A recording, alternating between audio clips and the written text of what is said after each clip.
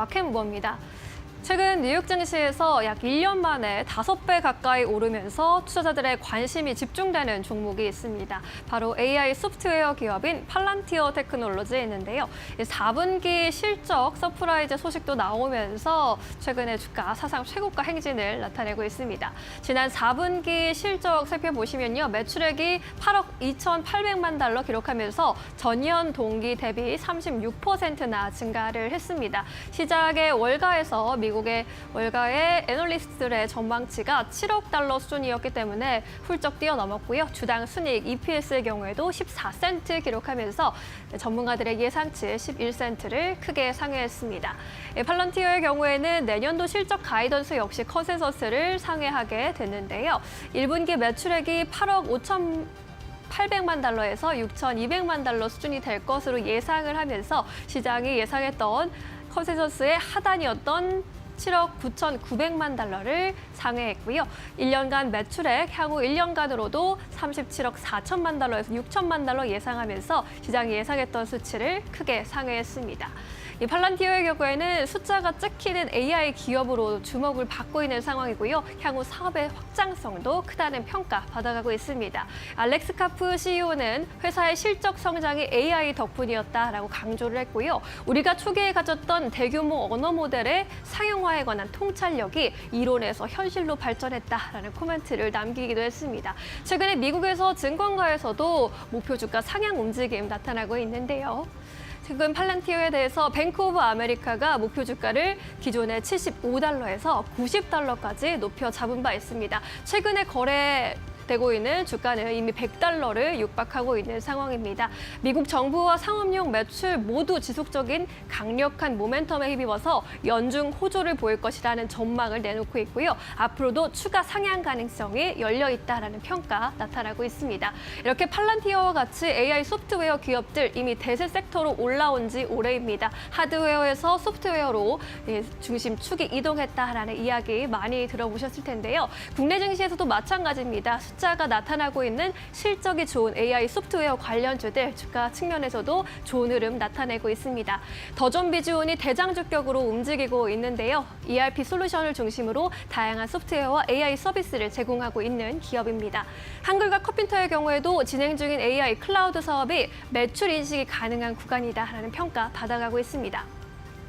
엠로의 경우에도 세계 최초로 SCM을 통한 통합 제품 그리고 개발한 것으로 알려지고 있고요. 2024년 실적 턴어라운드로 성공이 된 회사입니다. 마지막으로 카페24 역시 이커머스 플랫폼과 솔루션을 제공하고 있는 기업인데요. 유튜브 쇼핑의 연결로 매출 상승이 기대되는데 유튜브 모멘텀이 있기 전에도 이미 호실적이 나타났다라는 점에서 투자자들의 주목을 받아가고 있습니다. 이러한 기업들 앞으로도 실적에 우상향이 가능할지 앞으로의 실적 발표 내용 눈여겨보셔도 좋겠습니다. 마켓무버 함께하셨습니다.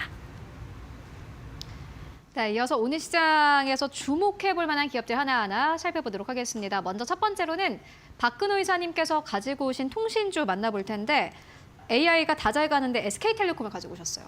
네. 보시는 이유가 있으실까요? 어제 같은 급락장에서 좀 잘 버텼는데 오히려 좋았죠. 근데 오늘 좀 약간 아쉽긴 합니다만은 잠시 뒤에 이제 제가 어떤 근거로 왜 SK텔레콤을 좀 설명을 오늘 좀 관심주로 설명을 드렸는지 말씀드리도록 하겠습니다. 일단 부동의 1위였어요. 이제 시가총액을 봐도 그렇고 실적을 봐도 SK텔레콤이 사실 뭐 2등, 2등의 KT, 3등의 LG와 격차 상당히 심했었는데 몇 년 전에 이제 그 비통신 분야를 이제 일적 분할을 했죠. SK 스퀘어를 인적 분할을 하면서 시가총액이 많이 줄어들었죠. 어떻게 보면 좀 당연한 거긴 한데 최근에 이제 SK 브로드밴드 지분을 이제 취득 관련돼서 기사들이 계속 꽂히고 있는데 SK 브로드밴드 이제 시장에서는 과거 같았으면 우리나라 이제 대기업들이 SK 브로드밴드를 IPO를 해서 이제 지분을 늘리는 이런 것들을 좀 했을 텐데 그냥 아예 지분을 현금을 주고 사버리는 방법을 취했죠. 태광이나 이런 쪽에서 태광, 미래에셋이 갖고 있던 지분을 SK텔레콤이 그냥 사버렸죠. 이 부분은 뭐 나름대로 주주 입장에서는 굉장히 긍정적인 부분이라고 생각을 하고 있고요. 그다음에 뭐 단기 순이익 같은 경우는 주주 환원 책에 2026년도까지 한 50%를 쓰겠다. 어차피 통신주, 은행주 이런 것들은 이제 매매 차익보다는 어떤 그 배당과 관련돼서 사시는 분들이 많을 테니까 상당히 좋은 부분이고요. 화면을 한번 잡아주시면 제가 지금 SK텔레콤을 왜 봐야 되는지 잠깐 설명을 좀 드려보도록 하겠습니다. 자, 빨간색은 SK텔레콤이고요. 그다음에 파란색은 이제 지금 현재 통신주 1위 자리를 놓고 다투는 KT가 될 텐데 차트를 보시면은 이제 제가 지금 선을 긋고 있는 부분들을 보면은 어차피 긴 시간으로 봤을 때 두 기업이 거의 같은 방향으로 움직이거든요. 근데 이렇게 좀 약간 갭이 벌어졌을 때가 있어요. 갭이 벌어졌을 때 두 기업들이 어차피 주가가 한 방향으로 움직이기 때문에 이 갭을 메꾸게 됩니다. 그러니까 위에 있는 게 내려오든 아래에 있는 게 올라가든 어차피 주가는 같은 방향으로 움직이는데 최근에 한 5년, 6년 사이에 지금 SK텔레콤과 KT 간의 주가가 좀 약간 이렇게 디커플링 되는 경우가 거의 없었었는데 많이 벌어졌죠. 주가 흐름은 지금 KT가 좋은데 SK텔레콤이 이제 주가 흐름이 좀 약간 미진한 부분에서 어차피 두 기업의 주가는 뭐 같은 업종 내에서 어차피 똑같이 움직이기 때문에 KT가 내려올 가능성은 좀 굉장히 미미하고 빨간색으로 표시가 되고는 SK텔레콤이 오히려 KT 쪽으로 주가가 붙을 가능성이 상당히 높다라고 보고 있습니다. 특별히 리스크도 없고 실적도 뭐 그렇게 퀀텀 점프를 하는 느낌은 아니지만 매년 성장을 하고 있거든요. 자, 이런 부분을 봤을 때 지금 어떤 KT와 SK텔레콤의 주가가 눈높이 맞춰주는 것을 염두에 두고 SK텔레콤이 참 좋은 가격에 와 있다. 이렇게 좀 설명드리도록 하겠습니다. 네, SK텔레콤 만나보고 왔습니다. 뭐 주가적인 측면을 봤을 때 좀 안정적으로 지금 시장에서 가지고 갈 수 있는 기업이 아닌가 하는 생각이 들고요. KT와 SK텔레콤 통신주들 주가 흐름을 원래는 같이 하는 바 있는데 KT는 최근 들어서 상승 탄력을 강하게 받아가고 있지만은 SK텔레콤은 그만큼 상승 탄력이 나오지 않았다라는 점. 특히나 보니까는 외국인들의 수급도 좋습니다. 어려운 시장 안에서 또 안정적인 수익을 원하시는 분들이라면은 관심 종목 리스트에 한번 넣어두시고 계속해서 팔로우를 해보시는 것도 하나의 전략이 될 것 같습니다. 이어서 두 번째 기업 바로 만나볼게요. 두 번째 기업은 박정식 파트너님께서 가지고 오신 넷마블입니다. 오늘 2% 넘게 상승세. 이 기업도 역시나 마찬가지로 외국인들의 수급이 꾸준히 들어왔습니다. 넷마블의 주가가 빠졌을 때 외국인들은 오히려 보유율을 급하게 조금 늘려간 바 있는데요. 넷마블 어떻게 보십니까? 게임 쪽에 아무래도 최근 들어서는 또 좀 관심을 갖고 있더라고요. 네.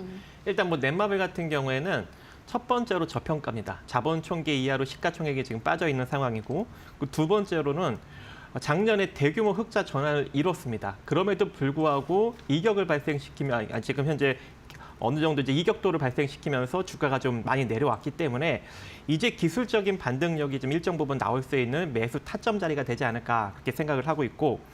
지난 2024년에 이제 대규모 흑자를 이제 기록을 했는데 그것이 이제 나 혼자만의 이제 레벨업, 어라이즈를 이제 비롯해서 다수의 좀 인기작을 좀 선보였던 측면이 좀 긍정적인 실적을 이끌었던 상황이고 올해에도 상반기와 하반기에 한 4편의 신작을 각각 지금 또 새롭게 내놓는다고 합니다. 그래서 상반기에는 킹 오브 파이터즈 그리고 RF 온라인, 왕자의 게임, 세븐나이츠 이렇게 이제 선보이고 하반기에는 더 레드 피해 계승자, 7개의 대제, 몬길, 스타다이브 그리고 데미스 리본 이렇게 이제 새로운 이제 기대작들을 또 선보인 데다가 거기다가 이제 나 혼자만 레벨업 어라이즈 스팀 버전도 추가로 내놓는다고 하니 2025년도 흑자 기조를 좀 이어갈 수 있는 여력이 매우 높지 않을까 그렇게 생각을 하고 있는데 주가가 바닥이에요. 그래서 지금 기술적으로 44,000원 정도 오늘 가격에서 여러분들이 매수가 가능할 것 같고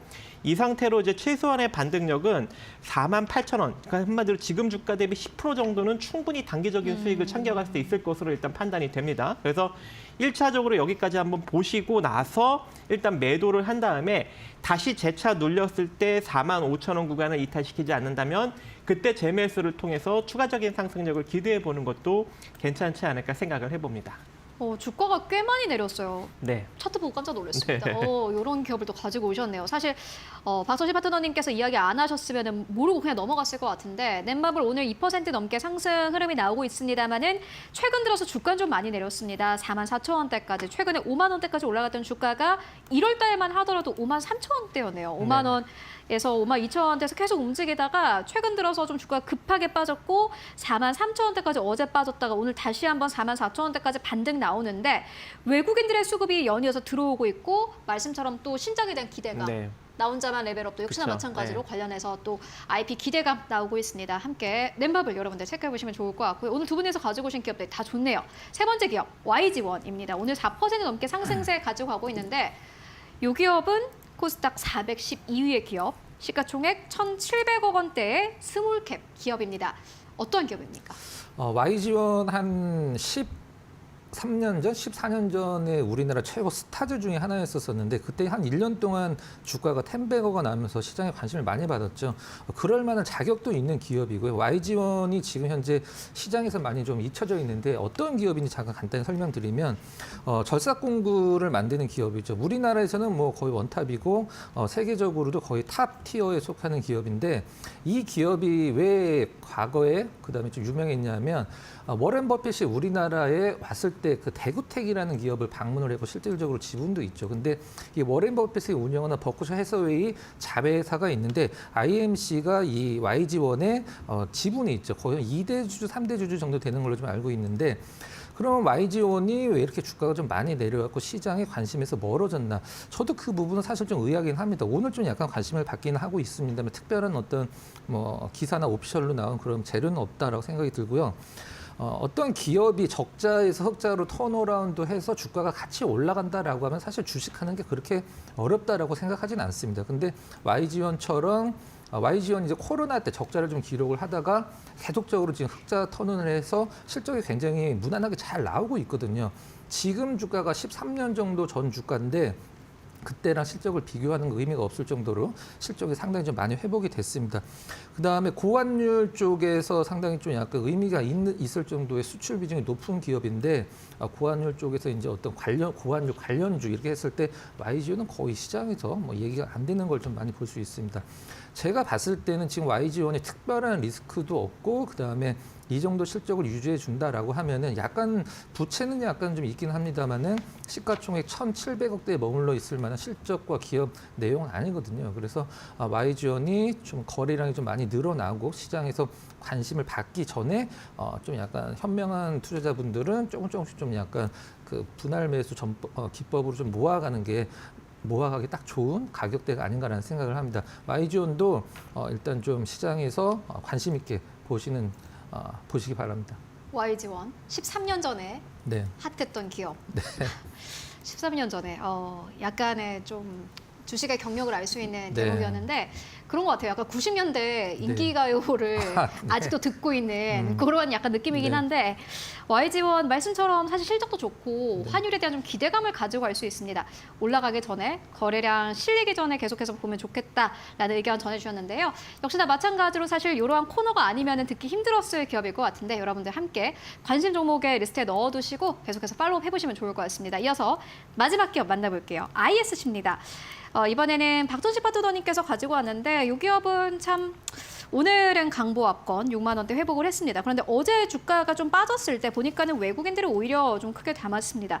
이러한 기업을 봐야 되는 것이 아닌가 하는 생각이 들거든요. 어떻게 보십니까?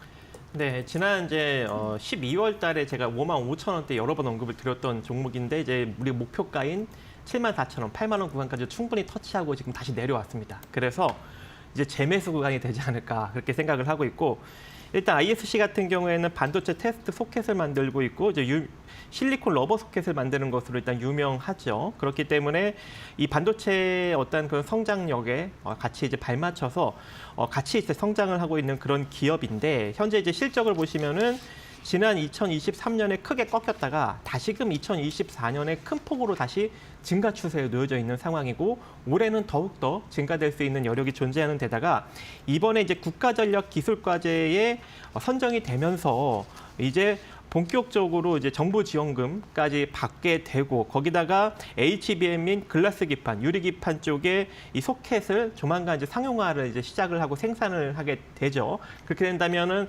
추가적인 수익도 만들어낼 수 있는 매우 우량한 좋은 기업이다라고 보시면 좋을 것 같습니다. 그래서 기술적으로 지금 6만 원 정도 자리에서부터 한 대략 5만 8천 원 정도 자리까지 분할로 한번 접근을 해보시고 재차 상승력이 나타난다면 한 7만 2천 원 정도 자리까지 한번 단기적으로 노려보시면 좋을 보일 걸로 판단이 됩니다. ISC까지 만나보고 왔습니다. 오늘 두 분이서 가지고 오신 기업들이 대체적으로 급락장 속에서도 좀 하방 압력을 단단하게 견뎌냈거나 혹은 하락장에서도 외국인들이 담은 종목들을 중심으로 좀 만나봤는데요.